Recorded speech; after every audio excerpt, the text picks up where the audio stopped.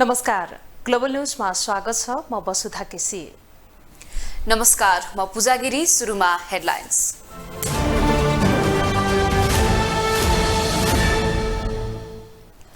नेपालको संविधान 2072 जारी भएको 7 वर्ष पूरा, राजनैतिक दलकै कारण पुनः कार्यान्वयन हुन नसकेको टिप्पणी।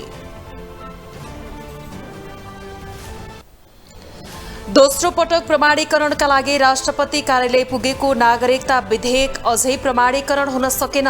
प्रमाणीकरण गर्न सत्तारूढ दलको आग्रह।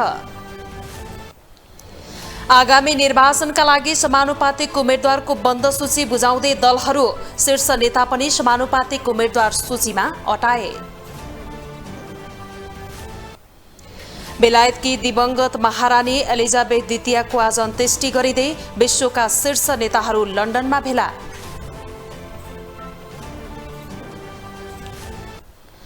र 6औं संस्करणको महिला साफ च्याम्पियनसिप फुटबलको उपाधि जित्ने नेपालको सपना अधुरै, फाइनलमा बंगलादेशसँग 3-1 गोल अन्तरले पराजित।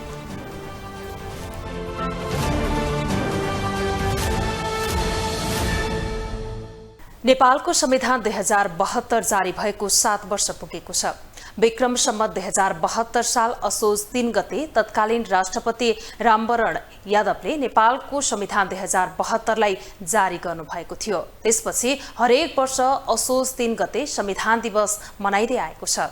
सोमबार 7 वर्ष पुगेको अवसरमा काठमाडौँको टोलीखेलमा भव्य समारोहका बीच संविधान दिवस मनाइएको छ। नेपालको संविधान 2072 जारी भएको 7 वर्ष पुगेको छ। 2072 साल असोज 3 गते संविधान सभाबाट नयाँ संविधान जारी भएको थियो।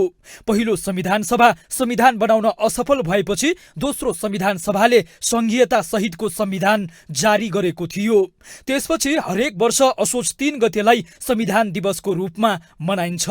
मंगलबार 7औं संविधान दिवसको अवसरमा टुडीखेलमा भव्य समारोहको आयोजना भएको थियो।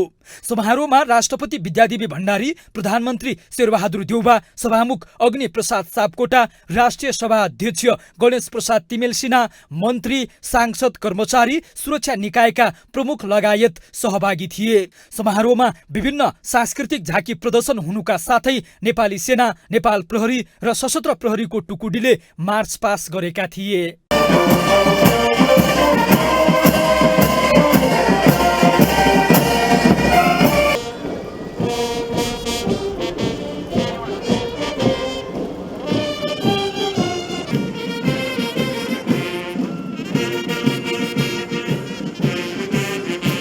समारोहलाई सम्बोधन गर्दै प्रधानमन्त्री शेरबहादुर देउवाले जनताको चाहना अनुरूप नेपालको संविधानले नेपाली समाजमा रहेका छुवाछुत, विभेद र उत्पीडन जस्ता सामाजिक विकृति र विसङ्गतिलाई अन्त्य गरेको उल्लेख गरे।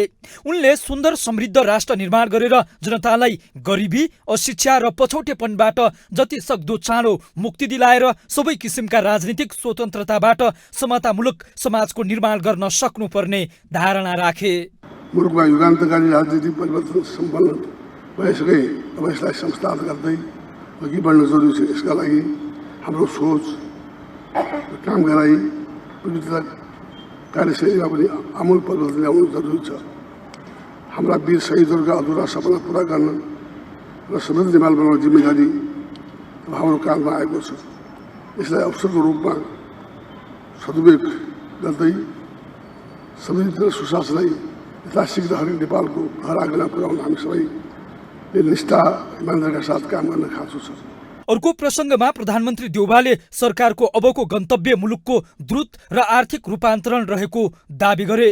सँगै आगामी मङ्सिरमा हुने प्रदेश र प्रतिनिधि सभाको निर्वाचनले मुलुकमा लोकतान्त्रिक विधि शान्तिपूर्ण रूपमा शक्तिको हस्तान्तरणलाई सुनिश्चित गर्ने र संविधानलाई चलायमान बनाउन सहयोग पुग्ने विश्वास व्यक्त गरे। 2072 सालको विनाशकारी भूकम्पबाट स्थिति भएका संरचना र पूर्वाधारहरू नवनिर्माण र पुनर्निर्माणलाई सक्दा नसक्दै हामीले कोभिड-19 को महामारीको प्रकोपलाई सामना गर्नु परेकोमा अहिले डेङ्गु रोगको प्रकोपबाट थप पीडित हुन पुगेका छौँ। सरकारले स्वास्थ्य पूर्वाधार सेवाहरूको विस्तार सुदृढीकरण गरी महामारीलाई नियन्त्रणमा ल्याउन र अर्थतन्त्रलाई चलायमान बनाउन सक्दो प्रयास गरिएको छ। संविधान दिवसका अवसरमा मंगलबार प्रदेश र स्थानीय सरकारहरूले पनि विभिन्न कार्यक्रम गरेका छन्। विगत जस्तै यस वर्ष पनि असोज 1 गतेदेखि नै संविधान जारी भएको अवसरमा विभिन्न कार्यक्रमहरू भइरहेका छन्। ग्लोबल टेलिभिजनका लागि क्यामेरामा विजय ठकुराठीका साथमा कैलाश कठायत, काठमाडौँ। प्रधान न्यायाधीश सोलेन्द्र शमशेर जबरा मंगलबार पनि सर्वोच्च आउन खोज्ने भएले सरकार र नेपाल बारलाई सताएको छ। त्यसो त आइतबार सोलेन्द्र शमशेर जबरा सर्वोच्च छिर्न खोज्नु भयो तर सक्नु भएन। राणालाई सरकारले दिनभर नजरबन्दमा राखेको थियो। मंगलबार चाहिँ के गर्ला सरकारले र जबराले आफू सर्वोच्च फर्कन के गर्न सक्ने सम्भावना छ? निलम्बित प्रधान न्यायाधीश सोलेन्द्र शमशेर जबरा सर्वोच्च छिर्न आइतबार दिनभर खोजे तर सकेनन्।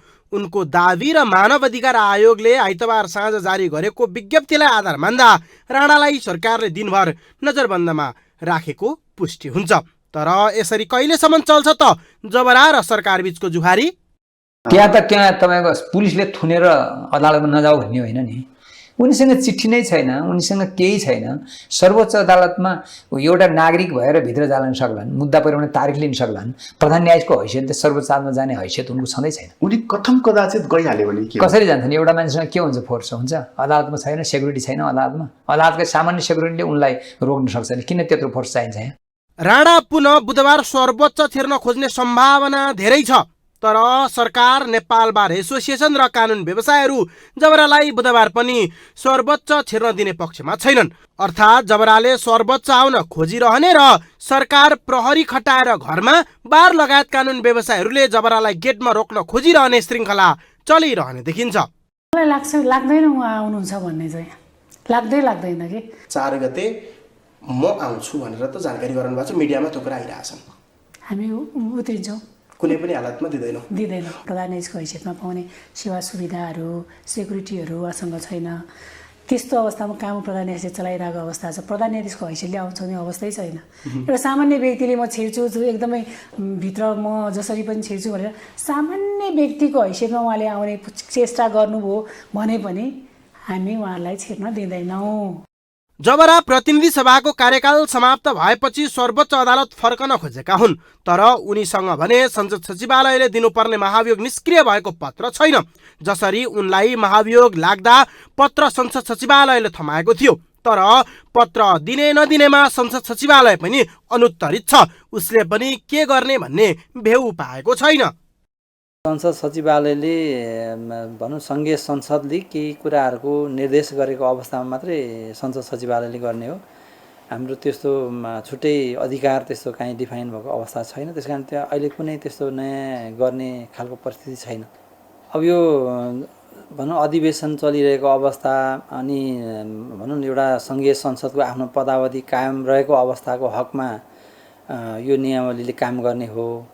अब नियमावली चाहिँ अर्को नयाँ संसद आइसकेपछि त्यो संसदले नियमावली परिवर्तन गर्न सक्छ, संशोधन गर्ने उसको राइट्स हुन्छ। त्यही नियमावली प्रयोगमा पनि ल्याउन सक्छ। त्यसो भए अब के हुन्छ र के छ त जबरासँगको विकल्प? पहिलो विकल्प राजीनामा दिने। जबरासँग केही विकल्पहरू छन्। पहिलो त राजीनामा दिने हो र गतिरोधको अन्त्य गर्न भूमिका खेल्ने र रिटायर्ड लाइफ बिताउने हो। तर उनले अहिले नै यसो गर्ने सम्भावना कम छ, किनकि एमाले छानबिन समितिमा फरक मात्र एमाले अध्यक्ष ओलीले उनको पक्षमा बोलिरहेका छन्। दोस्रो विकल्प रिट लिएर सर्वोच्च जाने। राणासँग रहेको अर्को विकल्प रिट लिएर सर्वोच्च जाने हो। प्रतिनिधि सभाको कार्यकाल नै समाप्त भएकाले आफू विरुद्ध दायर भएको महाभियोग निष्क्रिय भएकाले सर्वोच्च फर्केर काम गर्न पाउनुपर्ने मागसहित उनी रिट लिएर जान सक्छन्। रिटमाथि आदेश फर्कन दिनु भनेर आए उनी सर्वोच्च फर्कन सक्नेछन्। उनी झन बलियो प्रधान न्यायाधीश हुनेछन्।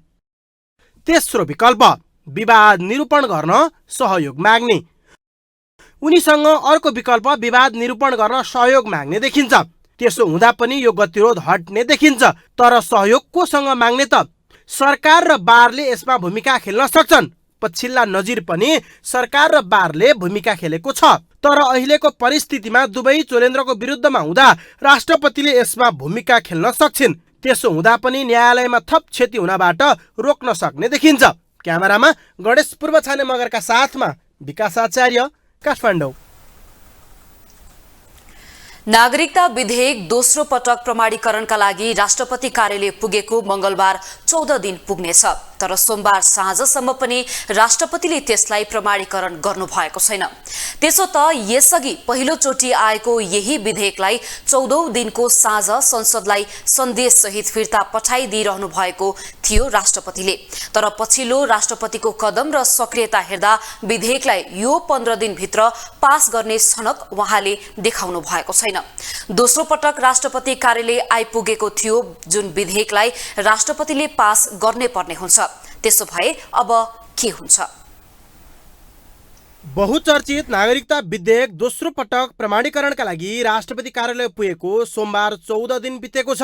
तर सोमबार साँझसम्म पनि राष्ट्रपतिले त्यसलाई प्रमाणीकरण गरिदिएकी छैनन्। दिन गन्तीलाई आधार मान्दा सभामुखले दोस्रो पटक प्रमाणित गरेपछि विधेयक राष्ट्रपति कार्यालय आइपुगेको बुधबार 15 दिन पुग्छ। मंगलबार मध्यरातसम्म नागरिकता विधेयकलाई किनारा लगाउनु पर्ने हो। तर राष्ट्रपतिले त्यसलाई पास गर्ने छनक देखाएकी छैनन्।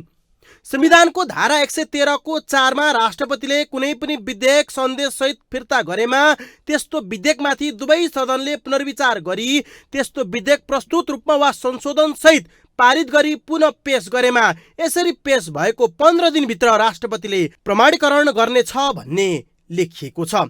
अर्थात् दोस्रो पटक राष्ट्रपति कार्यालय पुगेको विधेयकलाई राष्ट्रपतिले पास गर्ने पर्ने हुन्छ। यस्तो विधेयकलाई रोक्न, होल्ड गर्न वा फिर्ता गर्ने अधिकार संविधानले राष्ट्रपतिलाई दिएको छैन। संसदले फेरि पास गरेर महामहिम कहाँ पठाएको छ। अब यस पछाडि मलाई आशा एवं विश्वास छ राष्ट्रपतिको पद भनेको कन्ट्रोभर्सीमा पर्न हुने पद होइन। तर राष्ट्रपतिले विधेयकलाई होल्ड गर्न खोजेको देखिन्छ।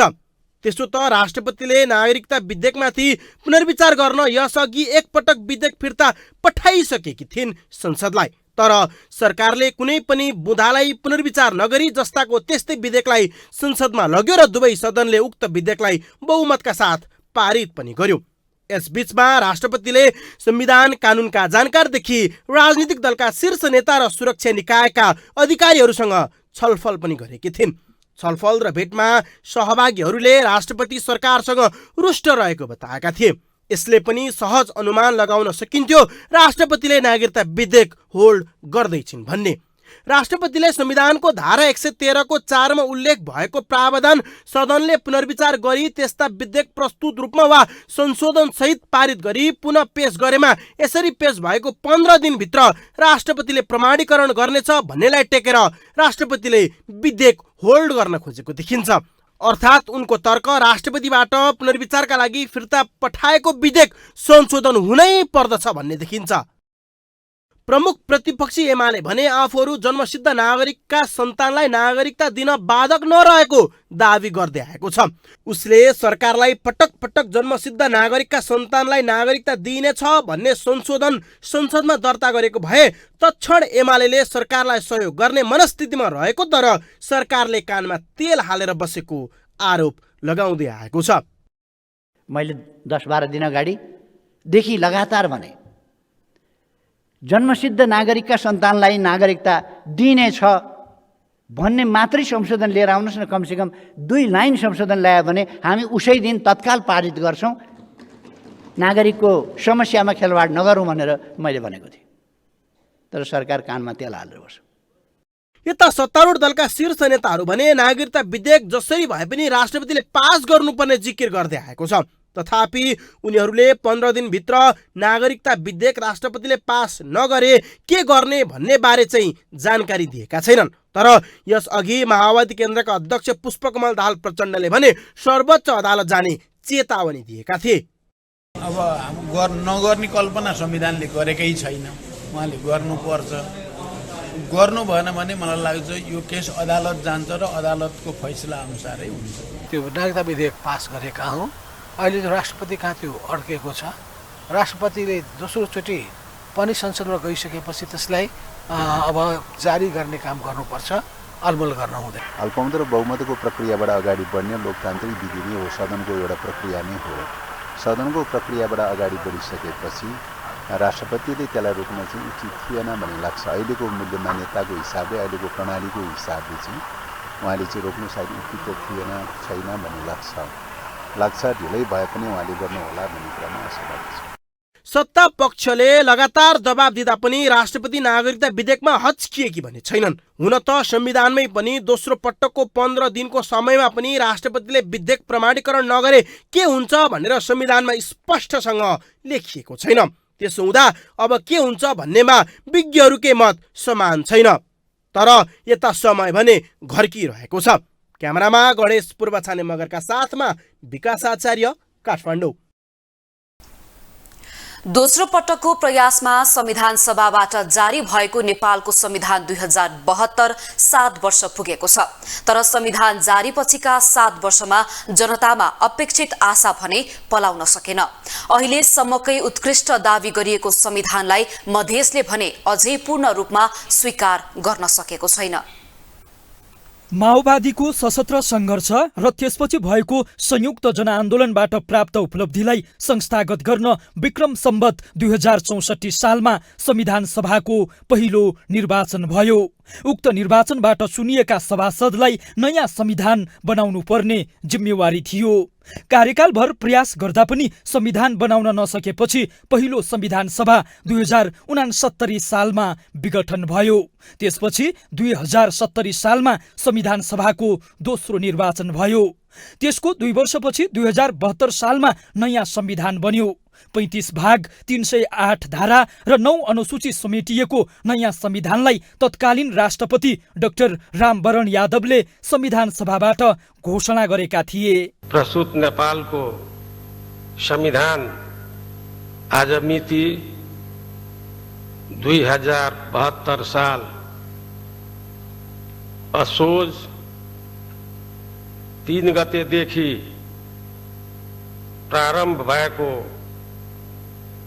नेपाली जनता समक्ष घोषणा गर्दछु।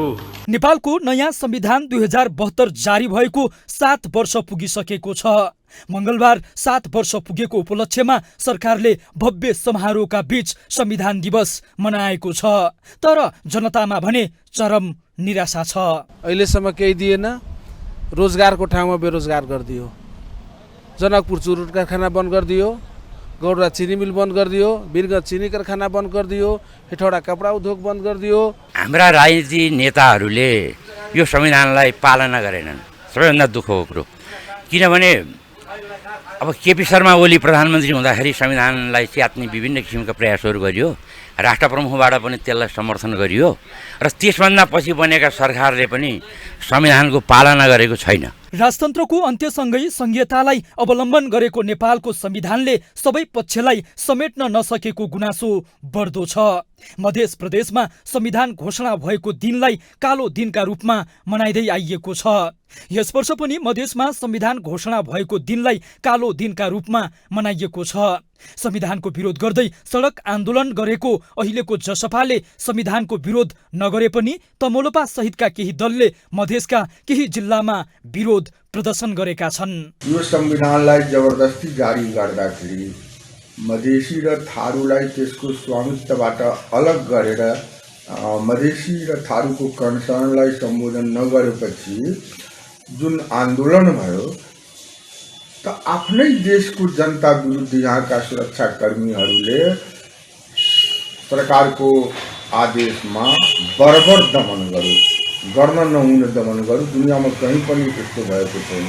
त्यसो त संविधानको विरोध गर्दै सडक आन्दोलन गरेका मधेस केन्द्रित दल त्यही संविधान अनुसार शपथ लिएर यही 7 वर्षको बीचमा कैयौं पटक मन्त्री बनेका छन्। तर अझै पनि संविधानको विरोध हुने क्रम भने रोकिएको छैन।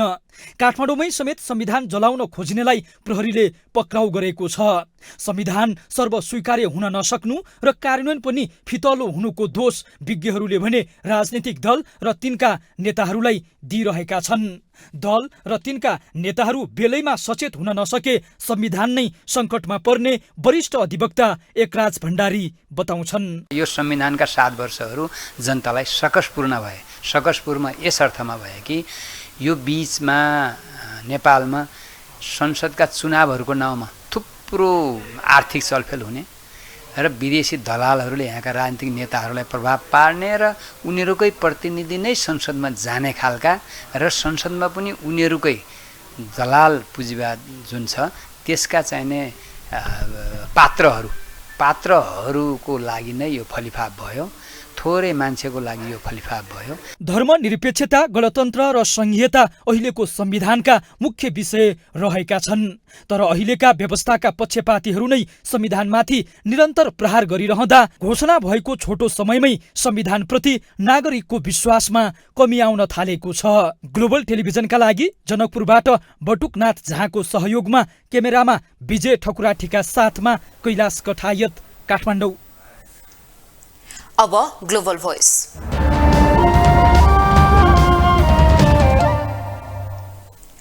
दोस्रो पटकको प्रयासमा संविधान सभाबाट नेपालको संविधान 2072 जारी भएको 7 वर्ष पूरा भएको छ। तर संविधान जारी पछिका 7 वर्षमा जनतामा अपेक्षित आशा भने पलाउन सकेन। यसै सन्दर्भमा ग्लोबल भोइसमा आज हामीले सर्वसाधारणलाई सोधेका छौं, संविधान कार्यान्वयन भएको 7 वर्षलाई कसरी लिनुहुन्छ? हामीहरूले पठाइएका मान्छेहरू सबै मान्छेले पठाउँदा राम्रै भनेर पठायौँ, तर माथि गएपछि विचार चाहिँ विभिन्न भएको हुनाले संविधान लागू हुन सकेन, संविधानलाई प्रयोग भएन। हामीहरूलाई खालि नचाउने कामहरू भयो, संविधानलाई प्रयोग भएर संविधान अनुसार नचाहिएन। संविधानले हामीलाई तपाईँको चाहिँ नि यो चाहिँ नि 95.95% नेपालको चाहिँ नि व्यापार घाटा र सङ्कटग्रस्त आर्थिक सङ्कट दियो र यो व्यवस्थाले र यो संविधानले हामीलाई तपाईँको चाहिँ नि प्रत्येक नेपालीलाई तपाईँको चाहिँ नि 72,000 होइन, अहिले 3 करोड नेपाली जनता पुगे। यो संविधानले तपाईँको चाहिँ हामीलाई 72,000 रुपियाँ ऋण दियो। केही दिएन, अहिलेसम्म केही दिएन। रोजगारको ठाउँमा बेरोजगार गरिदियो। जनकपुर चुरुट कारखाना बन्द गरिदियो, गौडा चिनी मिल बन्द गरिदियो, वीरगञ्ज चिनी कारखाना बन्द गरिदियो, हेटौडा कपडा उद्योग बन्द गरिदियो। जति अहिले सरकारी हस्पिटलको ठाउँमा प्राइभेट बोर्डिङको के काम छ? सरकारी हस्पिटलको ठाउँमा प्राइभेट हस्पिटलको के काम छ?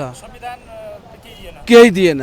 यस्तो संविधानलाई जलाइदिनु, यो संविधानलाई चेतेर फालिदिनुस्। 2047 को संविधान ल्याउनुस्। राजा भएको संविधान हुनु पर्यो। राजा जबसम्म आउँदैन यो देश राम्रोसित चल्दैन। गणतन्त्रले यो गोलागाड तन्त्र, यो गणतन्त्र होइन गोलागाड तन्त्र भन्छु मैले त यसलाई त होइन। यो गोलागाड तन्त्र चाहिँ लगभग 100% नै फेल भइसक्यो। त्यसो भएर सङ्घीय गणतन्त्र धर्मनिरपेक्ष पूर्ण रूपमा खारिज हुनुपर्छ र 2047 सालको संविधानसहित राष्ट्र संस्था पुनर्स्थापना हुनुपर्छ भन्ने मेरो माग हो। र आजको दिन पनि हामीले यो कालो दिन मनाउँदै हामीले आज धरपकड विभिन्न हाम्रा साथीभाइहरू पनि के अरे पक्राउ परेका छन्। उनीहरूलाई पूर्ण रूपमा चाहिँ रिहाई हो। 800 जना राजा पाल्नुभन्दा एउटा राजा पालेर एउटा राजाले लुटेको स्वीकार्न तयार छु। 800 जना राजालाई लुटाउनु भन्दा भनेर अहिले चाहिँ म राजा आउनुपर्छ, नेपालमा राजा चाहिन्छ। हामी अभिभावक विहीन भयौँ। जनता जति हुनुहुन्छ अभिभावक, हामी 3 करोड जनता चाहिँ अभिभावक विहीन भयौँ। त्यही भएर अभिभावक ल्याउनको लागि चाहिँ हामी यो आन्दोलनमा लागि परेका छौँ। उनीहरूलाई फाइदा हुने कुरामा विभिन्न योजनाहरू बनाएर त्यो योजनामा कसैले तलमाथि गर्यो भने एउटालाई के अरे भाग बन्दा एउटाले चाहिँ थोर एउटा धेर भयो भने उनीहरू झगडा गर्छन्। अनि झगडा गरेपछि फेरि मिल्छन्, मिलाएर अनि बाँडेर खान्छन्।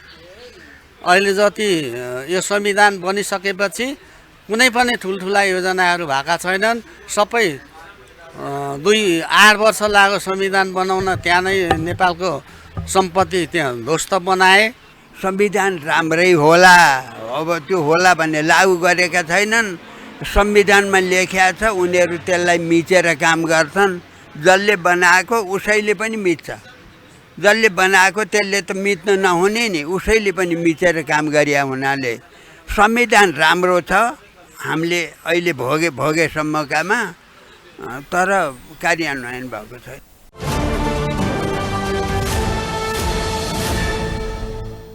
आगामी आम चुनावका लागि राजनैतिक दलले समानुपातिक उम्मेद्वारको बन्द सूची निर्वाचन आयोगमा बुझाएका छन्। आयोगले निर्धारण गरेको तालिका अनुसार प्रमुख राजनैतिक दलसँगै अन्य राजनैतिक दलले समेत बन्द सूची आयोगमा बुझाएका हुन्। आयोगले आइतबार र सोमबार बन्द सूची बुझाउन दलहरूलाई समय दिएको थियो। सोमबार अबेर नेपाली कांग्रेस, नेकपा एमाले र नेकपा माओवादी केन्द्र सहितका दलहरूले सूची बुझाएका हुन्। कांग्रेस नेत्री डाक्टर आर्जु राणादेखि पूर्व उपसभापति विमलेन्द्र निधि समानुपातिक तर्फ सिफारिस भएको बताइएको छ। यता नेकपा माओवादी केन्द्रका उपाध्यक्ष कृष्ण बहादुर महाराज समेत समानुपातिक तर्फको उम्मेद्वार बनेका छन्। नेकपा एमाले बुझाएको बन्द सूचीमा समेत केही शीर्ष नेताहरू समेत रहेको बताइएको छ। गण्डकी प्रदेश प्रमुख पृथ्वीमान गुरुङले संविधान निर्माण पछिका दिनमा नेपाली जनताले चाहे अनुसार उपलब्धि हासिल गर्न नसकेको बताउनु भएको छ।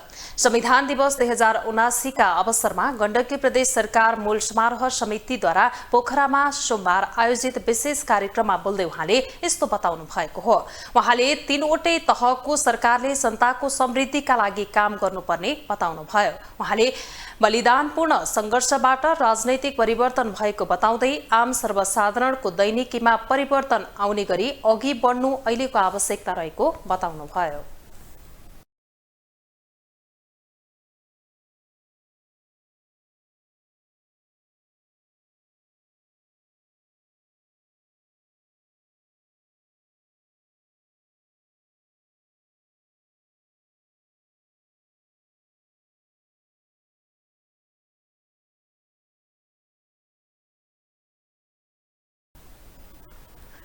उहाँले संविधानले कल्पना गरेका विषय संविधान निर्माण पछिको समयमा कति कार्यान्वयन भए भन्ने कुराको समीक्षा गरेर अघि बढ्न जरुरी रहेको बताउनु भयो।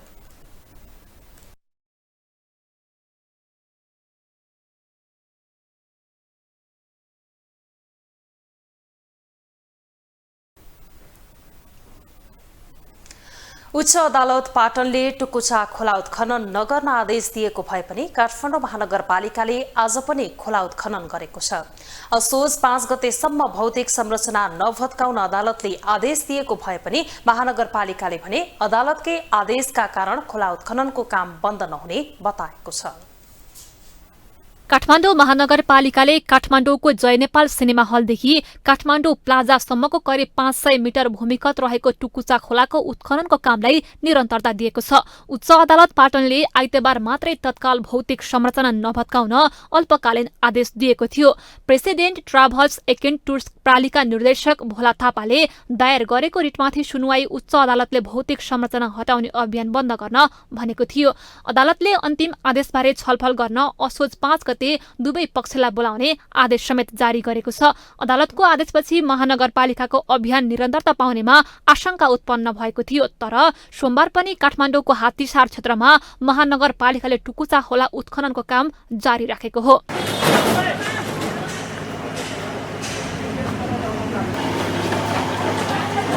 महानगरपालिकाले भने भौतिक संरचना भत्काउने मात्रै नभई निर्माणको कामलाई समेत सँगै निरन्तरता दिने दाबी गरेको छ।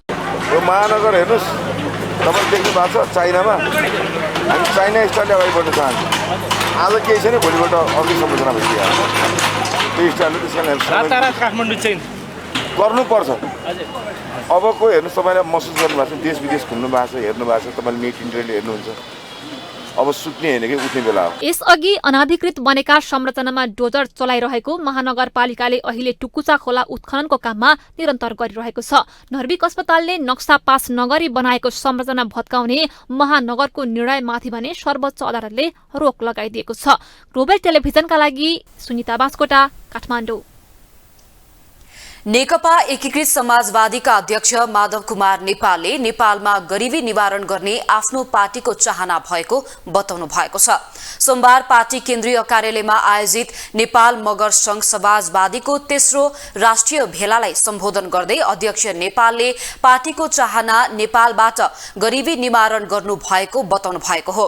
उहाँले समाजमा रहेका विकृति र विसंगतिहरूलाई पनि अन्त्य गर्ने आफूहरूको चाहना रहेको बताउनु भयो। उहाँले पार्टीको ध्यान देशको शिक्षा, स्वास्थ्य र सिप विकासमा केन्द्रित रहेको उल्लेख गर्नुभयो।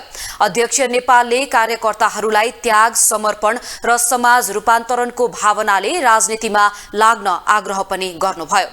अभाव र बेरोजगारीलाई समाप्त पार्न चाहन्छौँ। जनताको मुहारलाई उज्यालो गर्न चाहन्छौँ र त्यसको निम्ति हामी देशको साधन स्रोतको अधिकतम सदुपयोग गर्न चाहन्छौँ।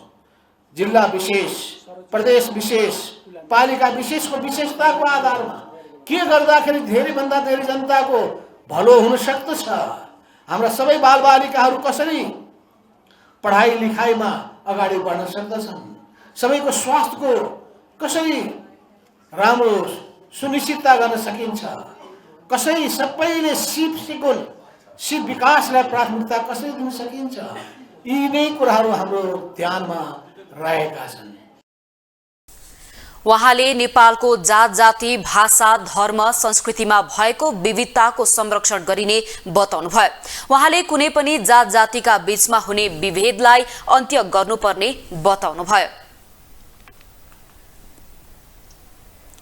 नेकपा एकीकृत समाजवादीका नेता प्रेम बहादुर आलेले आगामी प्रतिनिधि सभा निर्वाचनमा डोटीमा गठबन्धन नगर्ने भए कुनै पनि जिल्लामा गर्न नहुने बताउनु भएको छ।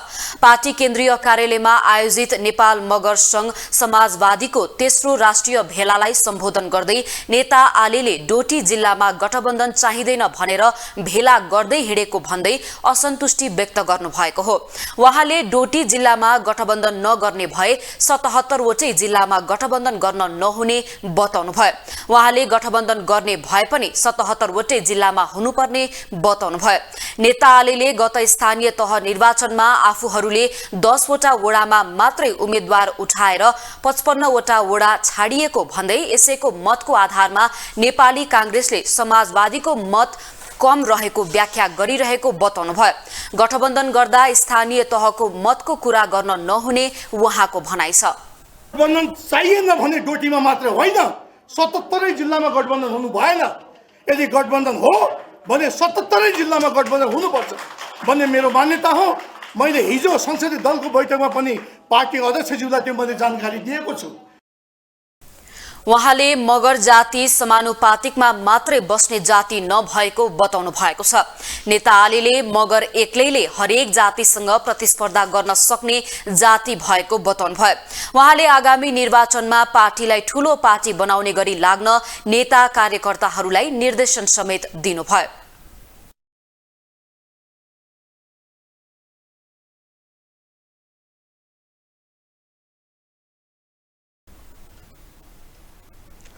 अब इकोनोमिक न्यूज।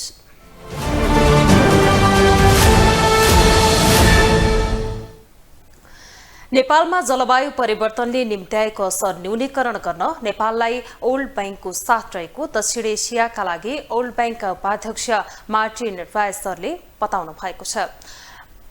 पहिलो पटक नेपाल आउनुभएका रायसरले प्रधानमन्त्री शेरबहादुर देउवा र अर्थमन्त्री जनार्दन शर्मासँग भेटवार्ता गरी नेपालको आर्थिक पुनरुत्थान तथा विकास निर्माणमा प्राथमिकताका बारेमा छलफल गर्नुभएको हो। उहाँले नेपालमा हरित दिगो तथा समावेशी विकासको प्रचुर सम्भावना रहेको र उक्त विकासका योजना स्थानीय तहबाट लागू हुनुपर्ने धारणा व्यक्त गर्नुभएको छ।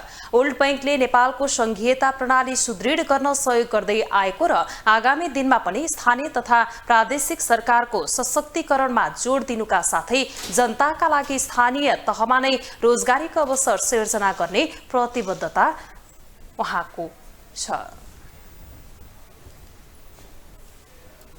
अब इन्टरनेशनल न्यूज।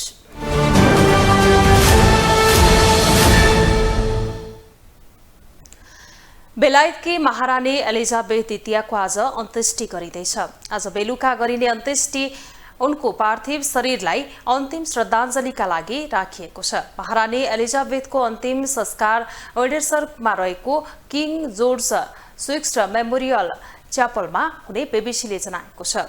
राजकीय अन्तिम संस्कारमा उनको परिवारसहित विश्वका शीर्ष नेताहरू समेत सहभागी भएका छन्। बेलायत सरकारले यसअघि नै महारानीको अन्त्येष्टि समारोहमा विभिन्न देशका सरकार तथा राष्ट्र प्रमुखहरूलाई निमन्त्रणा गरेको थियो। विश्वका शीर्ष नेताहरू एकैपटक लन्डनमा भेला भएको यो दशकौं पछिको संयोग पनि हो। झण्डै 7 दशक शासन गरेकी महारानी एलिजाबेथको गएको भदौ 24 गते निधन भएको थियो। आज बेलायतमा सार्वजनिक विदाको घोषणा गरिएको छ। महारानीको निधन लगत्तै बेलायतमा केही कार्यक्रमहरू स्थगित गरिएको थियो।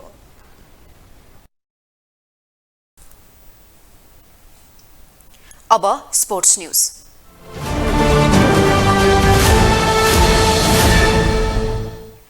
बंगलादेशले 6औं संस्करणको महिला साफ च्याम्पियनशिप फुटबलको उपाधि जितेको छ। त्रिपुरेश्वर स्थित दशरथ रंगशालामा सोमबार भएको फाइनलमा नेपाललाई 3-1 गोलको अन्तरले पराजित गर्दै बंगलादेश च्याम्पियन बनेको हो।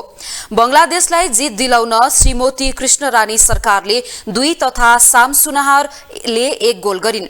त्यस्तै नेपालकी अनिता बस्नेतले 1 गोल फर्काइन्। खेलको 14औं मिनेटमा साम सुनाहरले गोल गर्दै बंगलादेशलाई अग्रता दिलाएकी थिइन्। त्यसपछि खेलको 42औं मिनेटमा श्रीमती सरकारले गोल गर्दै बंगलादेशलाई 2-0 को अग्रता दिलाइन्।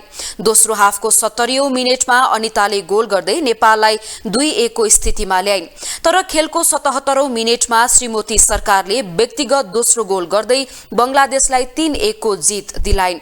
यससँगै बंगलादेश महिला साफको नयाँ च्याम्पियन बनेको छ। बंगलादेशले पहिलो पटक नेपाललाई पराजित गरेको हो। यो सँगै नेपाल 5औं पटक महिला साफको फाइनलमा पराजित भएको छ। ग्लोबल न्यूजको अन्त्यमा हेडलाइन्स पुनः एकपटक।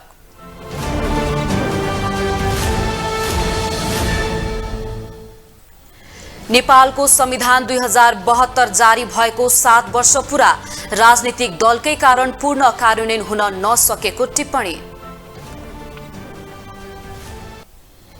दोस्रो पटक प्रमाणीकरणका लागि राष्ट्रपति कार्यालय पुगेको नागरिकता विधेयक अझै प्रमाणीकरण हुन सकेन, प्रमाणीकरण गर्न सत्तारूढ दलको आग्रह। आगामी निर्वाचनका लागि समानुपातिक उम्मेद्वारको बन्द सूची बुझाउँदै दलहरू, शीर्ष नेता पनि समानुपातिक उम्मेद्वार सूचीमा अटाए। बेलायतकी दिवंगत महारानी एलिजाबेथ द्वितीयको आज अन्त्येष्टि गरिँदै विश्वका शीर्ष नेताहरू लन्डनमा भेला। र 6औं संस्करणको महिला साफ च्याम्पियनशिप फुटबलको उपाधि जित्ने नेपालको सपना अधुरै, फाइनलमा बंगलादेशसँग 3-1 गोलको अन्तरले पराजित।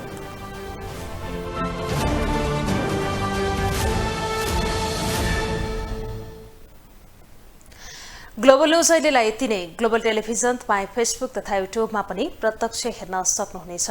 ग्लोबल टेलिभिजन हेर्दै गर्नुहोला। नमस्कार।